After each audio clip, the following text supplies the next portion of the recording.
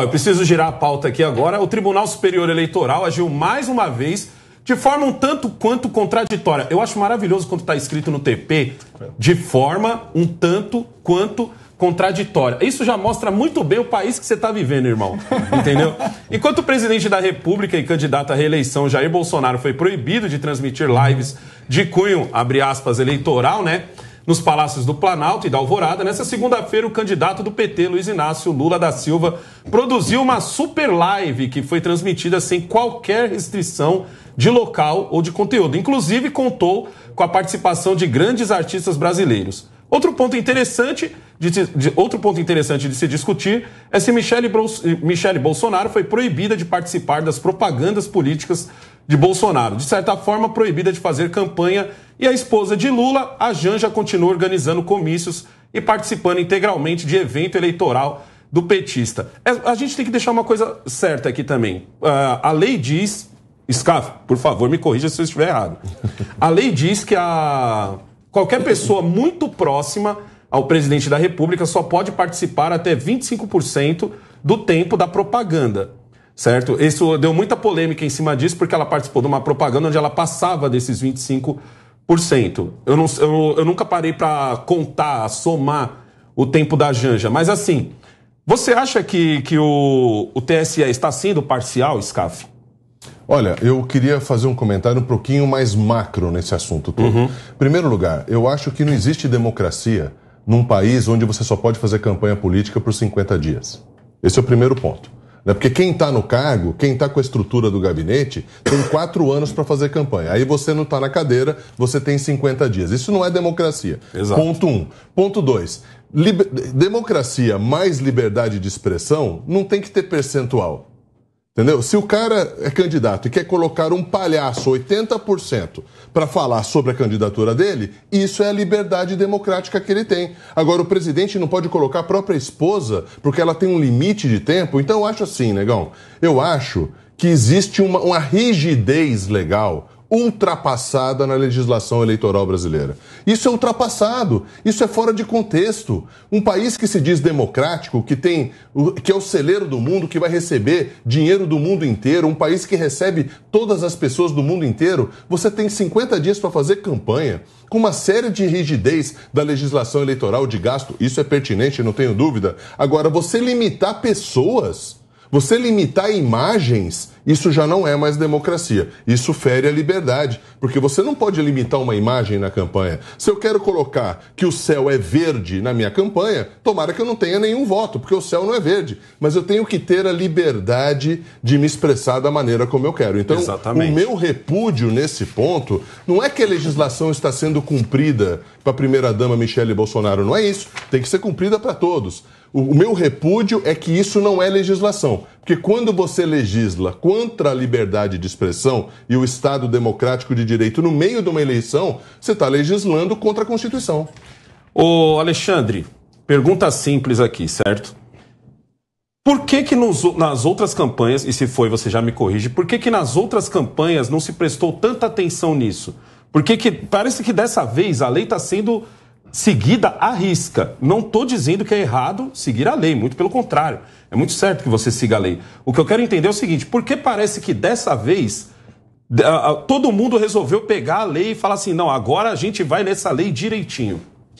Olha, eu costumo dizer que a justiça eleitoral ela tem algumas complexidades. E aí eu peço licença para nesse início de conversa, só fazer uma contextualização muito breve.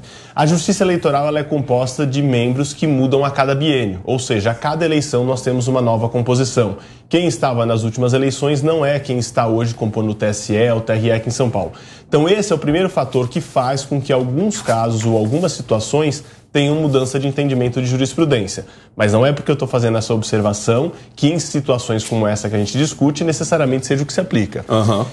Faça essa consideração porque tem uma série de temas na Justiça Eleitoral que vai e volta e muda o entendimento por mudança de composição.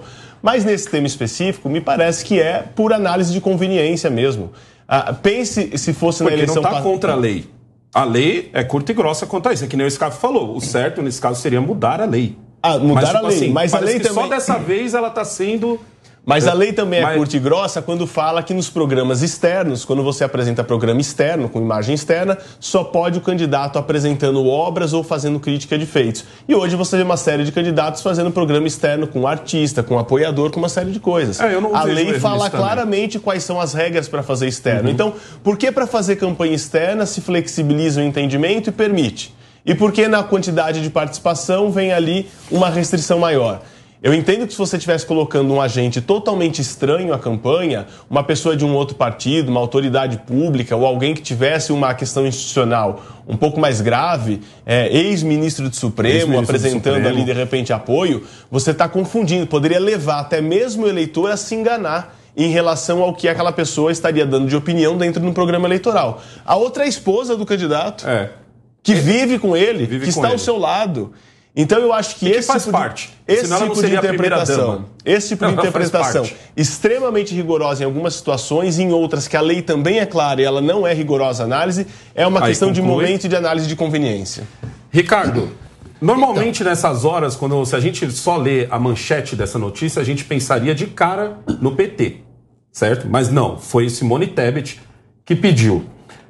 Qual que é, assim, na sua visão, na sua análise, lembrando sempre que ela não está errada, a lei é curta e grossa em relação à porcentagem, certo?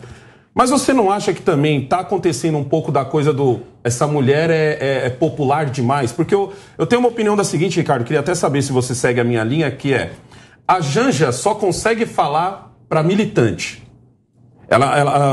Eu sempre falo que as pessoas que votam no Lula, eu garanto que 90% não são petistas. Elas só são pessoas que votam no Lula. Os 10% militante mesmo, eu tenho a impressão de que a Janja fala para eles, só que a Michelle consegue alcançar esse pessoal, esse povo normal, vamos dizer assim, que não está tão engajado à política. Você acha que é pelo fato da Michelle poder chegar tão longe que todo mundo resolveu pesar na da Michelle e todo mundo resolveu que agora nós vamos ler a lei direitinho? Talvez, né, seja este o motivo, né? Talvez ela esteja incomodando, porque a partir do momento que a pessoa não incomoda, as pessoas não vão se preocupar com essa situação. Exato. Mas eu concordo em partes com o colega, mas assim, a lei eleitoral realmente eu entendo, não é minha área de trabalho, mas eu entendo que ela merece de uma série de ajustes, ela merece ser modernizado, talvez, o processo eleitoral, mas ele está aí, negão. Ele tem que ser cumprido. Entenderam? Seja para o PT, ou seja para os outros partidos, ele tem que ser cumprido. Não está sendo cumprido para o partido de esquerda, então vamos cobrar. Eles têm que ser responsabilizados também. Porque senão nós colocamos em descrédito também o ordenamento jurídico. Entendeu? Mas não está sendo cumprido e tudo bem, vai passar. Eu acho que todo mundo tem que ser cobrado. Você acha que de repente falta do pessoal que está na base do Bolsonaro cobrar isso daí também? Porque também. Assim, eu entendo que não é o TSE que vai atrás, não é o TSE que presta atenção, é alguém que chega no TSE. O TSE recebe. Isso, alguém chega no TSE e diz, tá acontecendo isso, isso e isso. Você vê assim, então, de repente, sim. O que... Talvez está faltando um pouco de estratégia aí do outro lado, de oferecer as denúncias para que isso seja apreciado pelo tribunal. Mas eu acho que a legislação está aí e a legislação tem que ser aplicada. Talvez não seja a melhor legislação, mas por enquanto é essa que nós temos, né? Demorou. Monark. Mas não tem um problema nisso tudo aí? É inveja, Monark. Não. Porque olhando de fora dá um pouco, aparenta inveja. É que ela é muito popular, você tem razão nisso. Popular. E eles sabem que ela aparecer na campanha mais vai ajudar o Bolsonaro com um grupo que ele precisa muito, que é o grupo das mulheres, e eles querem impedir. A verdade é que o TSE hoje age como um agente político. Aí você fala, ele é provocado. Ele é provocado, mas é muito fácil provocar ele. Qualquer um chega lá, e isso é combinado, entendeu? O fato é, todas as vezes que o TSE toma uma decisão, normalmente é para prejudicar um candidato e o outro não, entendeu? Já aconteceu o TSE cancelar, eles cancelaram alguma coisa do Lula recentemente, não lembro o que foi, mas eu acho que era um canal que o Lula tinha feito como uma página, um site, como se fosse uma agência de checagem.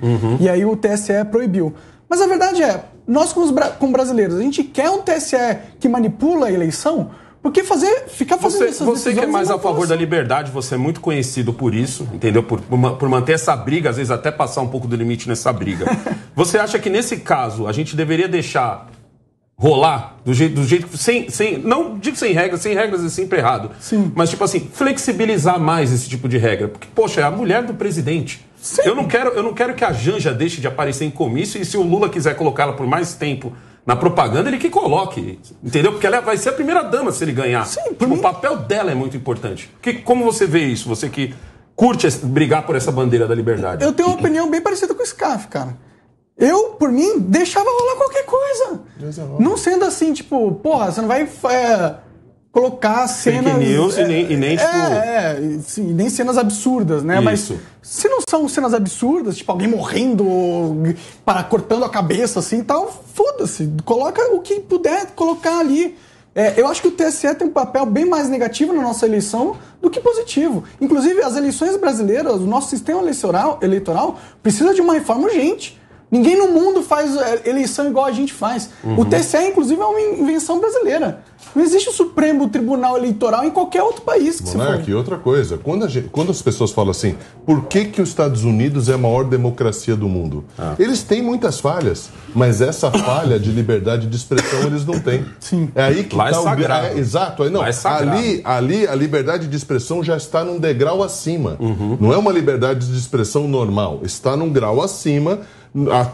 Chega ao ponto de uma pessoa colocar um cartaz na frente da Casa Branca dizendo: eu vou matar o presidente, ficar lá todos os dias e ninguém pode falar com ele, porque isso no máximo você vai ter o FBI investigando, mas não proibindo. Exato, estou dando uma exagerada, como você disse. Quem se sentir ofendido, que tome as suas providências, né? Sim, total. E a gente ia beneficiar muito de ter um país que respeita a liberdade de expressão também. Eu acho que um dos maiores vacilos que a propaganda não, quem está em volta do Bolsonaro deu nesses últimos 4 anos, eu lembro de eu ter entrevistado mais de uma pessoa que estava muito próxima a ele, deputado federal e tal, que a minha pergunta era sempre assim, cara, o Bolsonaro apanha dia sim, dia também.